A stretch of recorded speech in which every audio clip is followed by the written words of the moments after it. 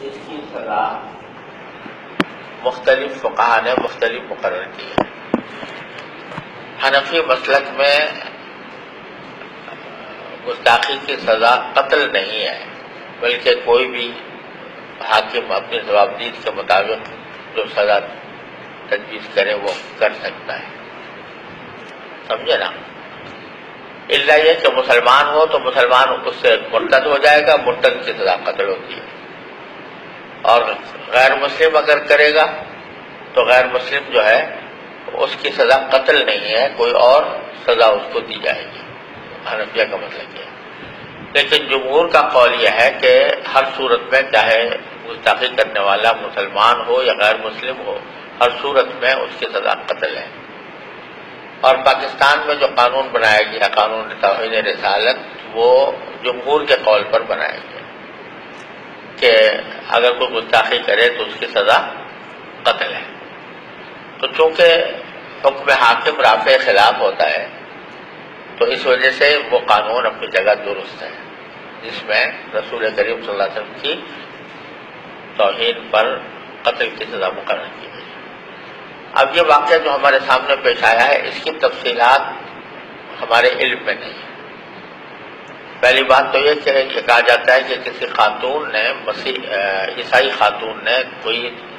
گستاخی کی تھی رسول کریم صلی اللہ علیہ وسلم کے شان میں، جس کی وجہ سے اس کے اوپر مقدمہ چلا اور کسی عدالت سے اس کو سزا بھی ہوئی قتل کی۔ تو اس کے اوپر جو پاکستان پنجاب کا گورنر تھا سلمان تحسین،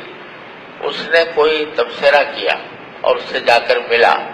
اور تبصرہ کیا کہ یہ قانون جو ہے یہ قانون صحیح نہیں ہے۔ اب کیا کہا اس نے، کیا الفاظ کہے تھے اور ان الفاظ سے قانون کو صحیح قرار نہ دینے کا مطلب کیا تھا، یہ بات واضح نہیں ہے۔ لہذا یعنی اس کے اس کہنے سے آیا گستاخی ہوتی تھی یا نہیں ہوتی تھی، یہ بات محل نظر ہے۔ جب تک کہ پورے واقعات سامنے نہ ہوں اس وقت تک یہ بات، کیونکہ جس طرح گستاخی کرنا نبی کریم صلی اللہ علیہ وسلم کی شان اقدس میں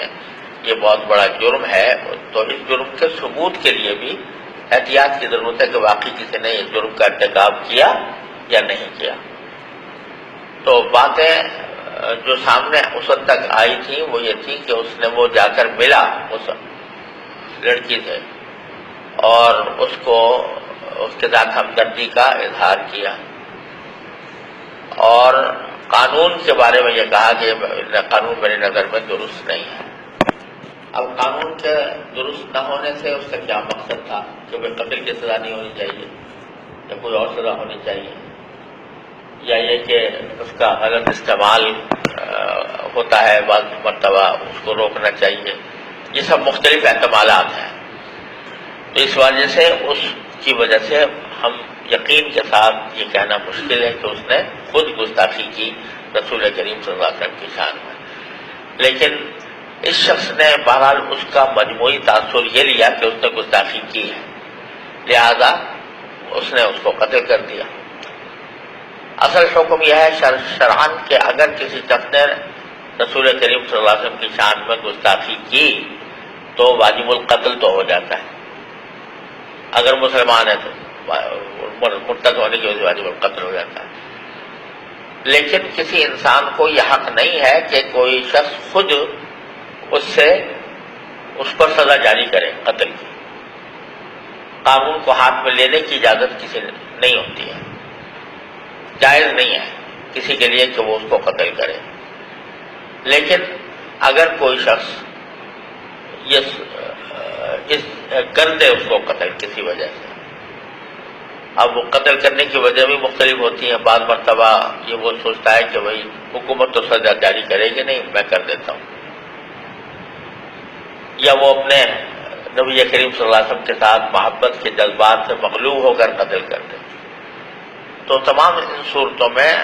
اگر واقعتاً کسی کے خلاف ثابت ہو جائے کہ گستاخی کی ہے اس نے اور کوئی دوسرا اس کو قتل کر دے، اگرچہ اس کے لیے قتل کرنا جائز نہیں تھا لیکن اگر قتل کر دے تو وہ قصاص اس کے اوپر نہیں آتا، کیونکہ وہ شخص جس کو قتل کیا وہ پہلے ہی واجب القتل تھا، اس کے اوپر قصاص نہیں آتا، لہذا اس کو سزائے موت دینا درست نہیں ہے۔ یہاں صورتحال جو تھی وہ ذرا مشکوک تھی، جیسا میں نے عرض کیا کہ آیا واقعتاً اس کی بات وہ گستاخی رسول صلی اللہ علیہ وسلم تک پہنچتی تھی یا نہیں پہنچتی تھی، یہ بات واضح نہیں تھی، اس حالت میں اس نے اس کو قتل کیا۔ ارے سمجھے نا؟ تو اس وجہ سے ہم اس کے بارے میں کوئی یقینی اور حتمی بات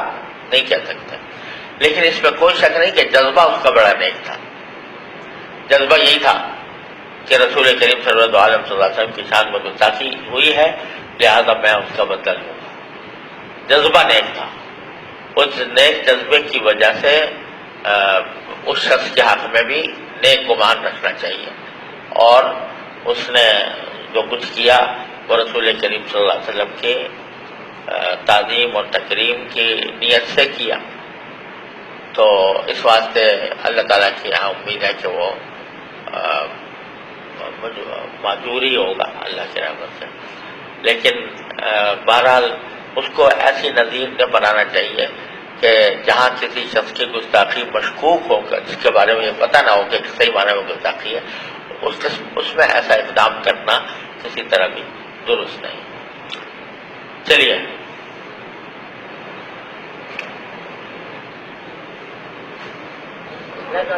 پڑھو آگے۔ صحیح جی صحیح، اگر یہ جو قانون بنا ہے تحفظ ناموس رسالت صلی اللہ علیہ وسلم کا، اگر اس قانون کو جیسا کہ بعض ذرائع سے معلوم ہوا ہے، اگر اس قانون کو اگر کوئی کالا قانون نعوذ باللہ کہہ دے، جیسے کہ بعض ذرائع سے معلوم ہوا کہ انہوں نے اس طرح کے الفاظ کہے تھے، تو کیا یہ گستاخی میں آتا ہے؟ یہ تو میں کہہ رہا ہوں، اب وہ موقوف اس بات پر ہے کہ اس نے کالا قانون، یا اس کو کالا قانون کہا تھا، کالا قانون کہا یا اس قانون کے خلاف بات کہی، اس کے کئی مطلب ہو سکتے ہیں۔ ایک مطلب تو یہ ہو سکتا ہے کہ معاذ اللہ رسول کریم صلی اللہ علیہ وسلم کی گستاخی کرنا کوئی جرم ہی نہیں ہے، یہ تو گستاخی کے حکم میں آتا ہے۔ ایک مطلب یہ ہو سکتا ہے کہ بھئی ہے تو جرم لیکن اس کی سزا قتل نہیں ہونی چاہیے، تو یہ گستاخی کے جرم میں نہیں آتا، اس واسطے کہ بعض خود حنفی فقہا کہتے ہیں کہ قتل جو ہے وہ نہیں ہے۔ تیسرا مطلب یہ ہو سکتا ہے کہ بھئی قانون تو یعنی سزائے قتل میں تو کوئی حرج نہیں ہے، لیکن جس انداز سے وہ قانون بنا ہے، بہت سے لوگ یہ کہتے ہیں کہ اس کا غلط استعمال لوگ کر سکتے ہیں، جو اپنی ذاتی دشمنی نکالنے کے لیے کسی کے اوپر الزام لگا دیں اور اس کو قتل کروا دیں، اس وجہ سے اس کی مخالفت کی ہو۔ تو مختلف احتمالات ہیں کہ کس وجہ سے کیا، تو جب تک کہ ان میں سے کوئی ایک احتمال متعین نہ ہو، مثلا یہ کہ وہ یہ بات واضح نہ ہو کہ اس نے جو مخالفت کی وہ اس وجہ سے کی کہ اس کی نظر میں معاذ اللہ رسول کریم صلی اللہ علیہ وسلم کی گستاخی کوئی جرم ہی نہیں، تو پھر بے شک یہ گستاخی کے ذیل میں آتا ہے اور اس کے اوپر وہی احکام جاری ہو۔ چلیے سوال ہے استاد جی، جب کوئی شخص سرکاری قانون اپنے ہاتھ میں لے لے اور خود ہی سرکاری طور پر جو فیصلہ بنتا ہو وہ خود ہی اس پر عمل کرے، تو حکومت کا بھی تو یہ حق بنتا ہے کہ اس شخص کو سزا دے دے؟ ہاں بے شک بنتا ہے، بے شک بنتا ہے۔ چلیے بسم الله الرحمن الرحيم. كتاب مواقيت الصلاة. باب مواقيت الصلاة وفضلها وقوله تعالى إن الصلاة كانت على المؤمنين كتابا موقوتا مؤقتا وقته عليهم. وبه قال میں نے ابھی بتایا نا آپ کو کہ اگر کوئی شخص قانون ہاتھ میں لے کر کسی مباح الدم کو قتل کرے جو شرعاً مباح الدم ہے، تو پھر بھی وہ سزا کا مستحق تو ہے لیکن قصاص نہیں آئے گا۔ جی وبه قال حدثنا عبد الله بن مسلمة قال قرأت على مالك عن ابن شهاب أن عمر بن عبد العزيز أخر الصلاة يوما فدخل عليه عروة بن الزبير فأخبره أن المغيرة بن شعبة أخر الصلاة يوما وهو بالعراق فدخل عليه أبو مسعود الأنصاري رضي الله تعالى عنه وعنهم فقال ما هذا يا مغيرة أليس قد علمت أن جبريل عليه السلام نزل فصلى رسول الله صلى الله عليه وسلم فصلى رسول الله صلى الله عليه وسلم ثم صلى رسول الله صلى الله عليه وسلم ثم صلى رسول الله صلى الله عليه وسلم ثم صلى رسول الله صلى الله عليه وسلم ثم قال بهذا أمرت فقال عمر لعروة اعلم ما تحدثه إن جبريل هو أقام رسول الله صلى الله عليه وسلم وقت الصلاة. قال عروة كذلك كان بشير بن أبي مسعود يحدث عن أبيه. قال عروة ولقد حدثتني عائشة رضي الله تعالى عنها أن رسول الله صلى الله عليه وسلم كان يصلي العصر والشمس في حجرتها قبل أن تظهر. اب یہ حدیثیں آپ پڑھ چکے ہیں سب، ترمذی ابو داؤد وغیرہ میں بحثیں اس کے اوپر گزر گئی ہیں، اس لیے پھر مجھے کلام کرنے کی ضرورت نہیں ہے. جی باب قول الله عز وجل